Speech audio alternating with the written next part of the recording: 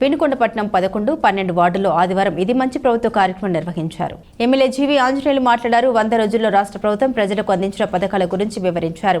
అధికారులతో కలిసి ప్రజల సమస్యలు తెలుసుకున్నారు. ఈ కార్యక్రమంలో మాజీ ఎమ్మెల్యే మకిన మల్లికార్జునరావు, జనసేన నాయకులు నాగశ్రీను, రాయల్, శంకర్, శ్రీనివాసరావు తదితరులు పాల్గొన్నారు.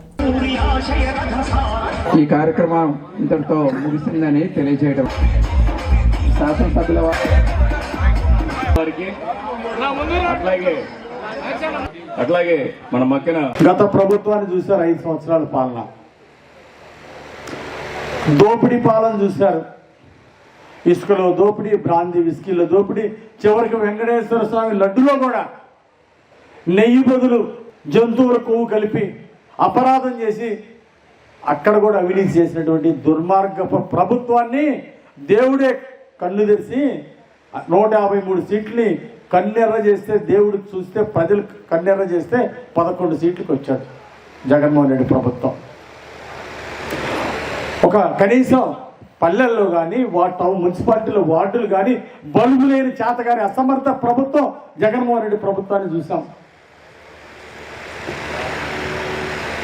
గత ఎమ్మెల్యేని చూసాం. ఆ బొల్ల కనీసం ఈ వార్డుకు వచ్చి చూసా, అయ్యా బల్బులు అయ్యా 2 ఏళ్ళ నుండి బల్బులు పోయినాయా అంటే చెప్పింది ఒక పెద్దమ్మ.